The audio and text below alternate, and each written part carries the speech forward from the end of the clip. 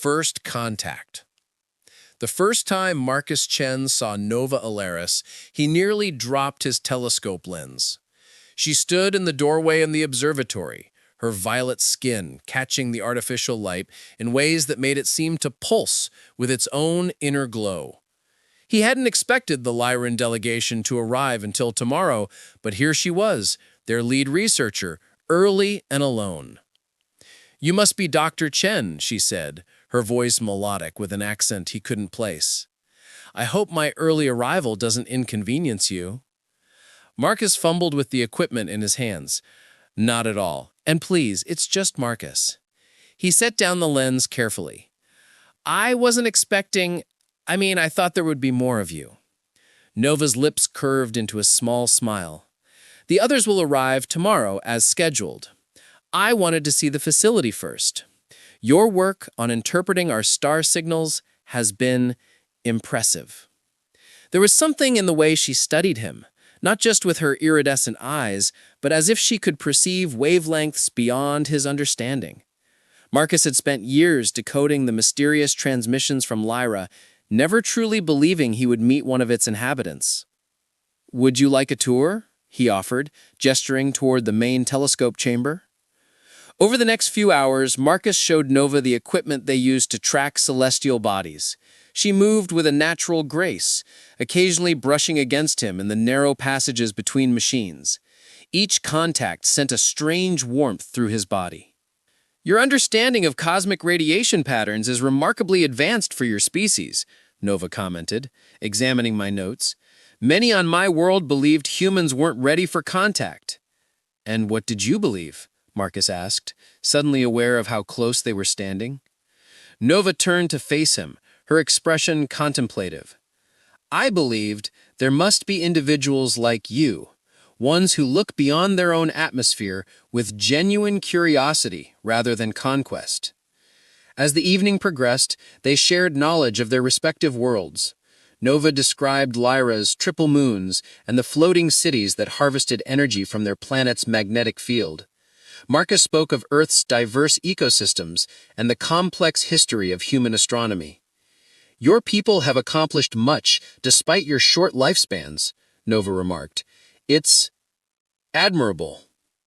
There was something in her tone that made Marcus look up from the star chart they were examining. She was studying him again, with an intensity that made his heart beat faster.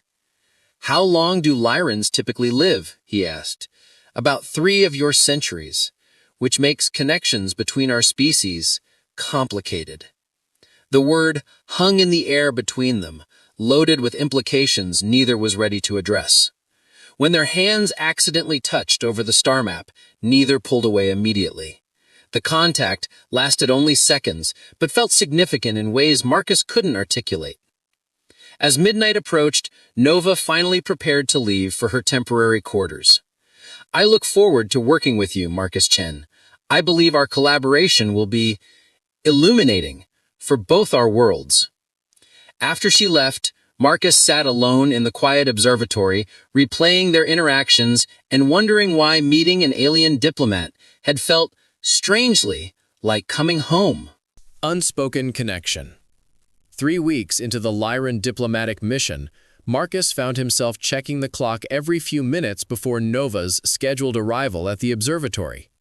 Their daily research sessions had become the highlight of his existence, though he struggled to maintain professional detachment. "You're distracted today," Nova observed, as they analyzed comparative stellar data. She sat beside him at the monitoring station, close enough that he could detect the faint scent of something like lilacs and ozone that seemed to emanate from her skin. "Sorry," Marcus replied, running a hand through his disheveled hair. "I didn't sleep well last night." Nova tilted her head, a gesture he'd come to recognize as concern. "You humans require consistent rest cycles. Perhaps we should conclude early." "No," he said too quickly. We're making good progress on the gravitational wave patterns." The truth was that his sleeplessness had everything to do with the woman sitting beside him. Each night, his dreams filled with violet hues and impossible scenarios where interspecies differences didn't matter. "I've been meaning to ask," Nova said, her fingers dancing over the holographic display between them. "Why did you choose to study celestial communication patterns? Most of your colleagues focus on planetary composition or star formation." Marcus considered his answer carefully. "I always believed we weren't alone, that somewhere, someone was trying to reach out, and I wanted to be there when they did." He glanced at her. "I never imagined they'd actually show up in person." Nova's lips curved in that subtle smile he'd grown to cherish. "And are you disappointed with reality versus your imagination?" "Not at all," he whispered, their eyes meeting for a moment too long. The observatory door opened abruptly, breaking the moment as Director Harlow entered. "Dr. Chen, a word." Her tone made it clear this wasn't a request.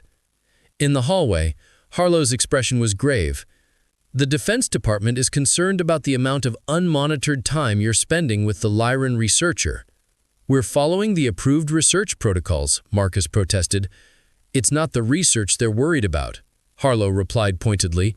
"Your personal interaction levels exceed standard diplomatic engagement parameters." Marcus felt heat rising to his face. "There's nothing inappropriate." "I didn't say there was," Harlow interrupted. "But others are watching closely. Remember that you represent Earth in this exchange, Dr. Chen." When Marcus returned, Nova was studying a star chart, but her posture had changed, more formal, distant. "You heard?" he realized. "Lyran hearing is more acute than human," she acknowledged without looking up. "Your director is right to be concerned. My superiors have expressed similar reservations." "About what, exactly?" Marcus asked, frustration edging into his voice. Nova finally met his gaze, her iridescent eyes troubled. "On Lyra, we have a concept called astral resonance, when two beings' energy patterns naturally synchronize." She softened. "It's rare enough between Lyrans. Between species, it's considered impossible." Marcus joined her at the window, careful to maintain a respectable distance. "But you think—" She corrected gently. "I know. I can see the patterns, Marcus. Our energies, they mirror each other in ways that defy explanation." Outside, a shooting star streaked across the night sky, and Nova's hand moved involuntarily toward his before she caught herself and withdrew. "We should focus on the research," she said, her professional mask sliding back into place. "The mission has only 2 months remaining." As they returned to their work, the unspoken truth remained. Something was growing between them that neither their worlds, nor perhaps the universe itself, had prepared for. Confessions under starlight. The annual Perseid meteor shower couldn't have come at a better or worse time. With just 3 weeks left in the Lyran mission, Marcus had arranged special permission for Nova to observe the celestial event from the observatory's private viewing dome. "It's beautiful," Nova whispered, as streaks of light painted the night sky. They sat side by side on the observation deck, the dome's transparent ceiling offering an unobstructed view of the cosmos. "We have similar phenomena on Lyra, but the atmosphere creates green trails instead of white." Marcus watched her face rather than the sky, mesmerized by how the meteor reflections danced in her eyes. "I wish I could see that someday." Nova turned to him, her expression suddenly vulnerable. "Would you want to? Visit Lyra, I mean." "In a heartbeat," he answered without hesitation. "Even knowing you might never return? The journey is one way for most humans. Our physiology allows us to withstand the gravitational shifts, but yours—" Marcus moved closer, their shoulders nearly touching. "Are you offering me a ride?" Nova's laugh was like wind chimes in a gentle breeze. "It's not that simple. The diplomatic corps would need to approve any human visitor, and they're particularly selective." "Because of the astral resonance thing?" Marcus asked. Nova grew still. "You've been researching Lyran culture." "Every night after you leave," he admitted. "I've been trying to understand us." The word lingered between them, heavy with implication. Nova's hand moved to rest just centimeters from his on the viewing platform. "It's no us in any official capacity," she said softly. "It would complicate the mission, the diplomatic relations between our worlds." "And unofficially?" Marcus dared to ask. Nova's gaze dropped to his lips, then back to his eyes. Unofficially, I can't stop thinking about what it would be like to experience a full resonance bond. My people believe when two resonant beings connect fully, they can see through each other's eyes, feel through each other's senses. The meteor shower intensified above them, forgotten as the space between them charged with electricity. "Would it hurt you?" Marcus asked, his concern genuine. "Our biologies are so different." Nova's hand finally bridged the gap between them, her fingers gently intertwining with his. The contact sent a wave of warmth spiraling up his arm and spreading through his chest. "Can you feel that?" she whispered. Marcus nodded, speechless as sensations he couldn't name flowed between their joined hands. "That's just the beginning," Nova said, "a hint of what resonance can be." Unable to resist any longer, Marcus leaned forward, pausing just before their lips would meet. "Is this allowed?" Nova's free hand came up to trace the contour of his face. "No," she admitted, but neither was coming to Earth alone before the delegation. Neither was spending unchaperoned time with a human. Neither was telling you about resonance. She closed the remaining distance between them, and when their lips met, the meteor shower seemed to explode behind Marcus's closed eyelids. He felt not only his own response to the kiss, but somehow echoes of Nova's as well, a double sensation that intensified every touch. When they finally separated, both breathless, Nova's violet skin glowed with an inner luminescence he hadn't seen before. "That was just the beginning," Nova finished, her voice trembling slightly, "if you want it to be." Cultural bridges. The High Council has concerns about your research activities, researcher Alaris. Nova stood rigidly before the holographic projection of Counselor Theron, whose stern expression was visible even through the slight distortion of interstellar communication. She had been summoned to the Lyran vessel orbiting Earth for what was ostensibly a routine report, only to face an inquisition. "My research proceeds according to protocol," Nova replied carefully. "The data exchange has been beneficial to both our civilizations." Theron's luminescent eyes narrowed. "We're not concerned about the data exchange. We're concerned about your personal exchange with the human astronomer." Nova felt a chill run through her. "Dr. Chen has been instrumental in helping me understand Earth's astronomical methodologies." "And has it been necessary to understand them in such close proximity? The energy signature readings from your last several encounters showed distinct resonance patterns." Theron's tone grew sharper. "You know such connections are forbidden with non-Lyrans. The physiological risks alone." "With respect, Counselor," Nova interrupted, "the old theories about cross-species resonance have never been properly tested. My experiences suggest they may be flawed." "Your experiences are precisely what concern us. We were sent as a scientific ambassador, not to conduct unauthorized biological experiments." Nova straightened her posture. "I've violated no regulations. Cultural exchange was explicitly permitted in my mission parameters." "There is cultural exchange, Nova, and then there is whatever you are doing with this human." Theron's voice softened slightly. "We're recalling you to the ship for the remainder of the mission. The research can continue remotely." After returning to Earth with the news, Nova found Marcus waiting for her at their usual meeting place in the observatory. The look of devastation on his face when she explained the Council's decision broke something inside her. "They can't just keep us apart," Marcus said, pacing the room. "We're on the verge of breakthrough discoveries." "It's not about the research," Nova admitted. "They've detected our resonance bond. It's registering on their monitoring equipment." Marcus stopped pacing. "They can detect that? From orbit?" "Lyran physiology is energy-based. Any significant change in patterns is monitored for health purposes." Nova sighed. "A human-Lyran bond is unprecedented. They fear it could damage me, or worse. Marcus approached her slowly. Could it hurt you, I mean? Nova reached for his hand, the now familiar wave of warmth flowing between them. No, it feels like healing, like finding a part of myself I never knew was missing. They stood in silence, hands linked, both aware of the impossible choice before them. I could go with you, Marcus suggested suddenly. Apply for scientific exchange status? The approval process takes years, and they would never approve someone with whom I share resonance. Then I'll find another way. His determination radiated through their connection. If your people won't accept us, perhaps mine will. The International Space Agency has been looking for Earth representatives for long-term diplomatic assignments.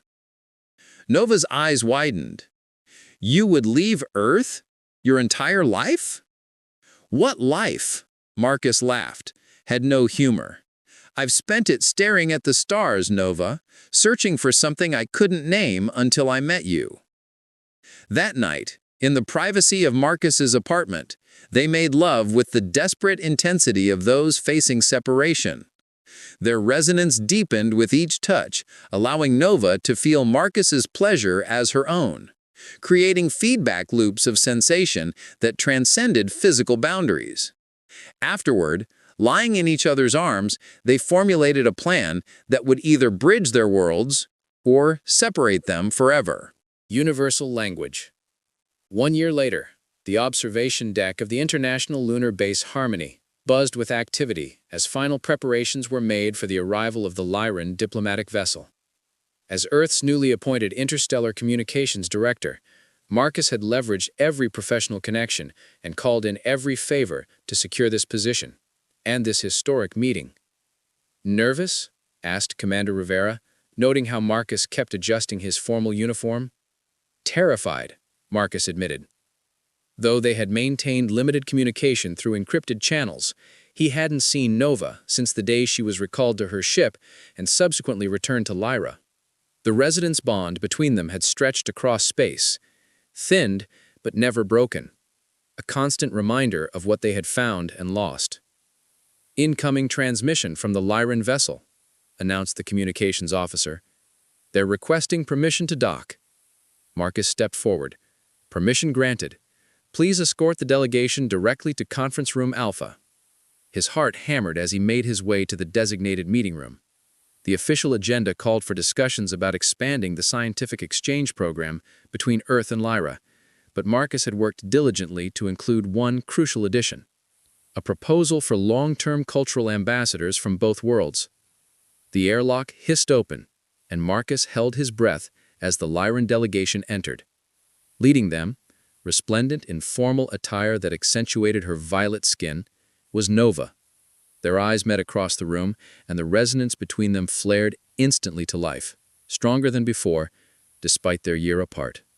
Director Chen, Nova greeted him formally, though her eyes conveyed so much more. On behalf of the Lyran High Council, I present Counselor Theron. The older Lyran stepped forward, studying Marcus with undisguised curiosity. So, you are the human who has caused such discussion among our people. Marcus bowed respectfully. I hope those discussions have been productive, Counselor. That remains to be seen, Theron replied, though without the hostility Marcus had expected. Your proposal is unprecedented. The formal introductions continued, but Marcus found it nearly impossible to focus on anything but Nova's presence.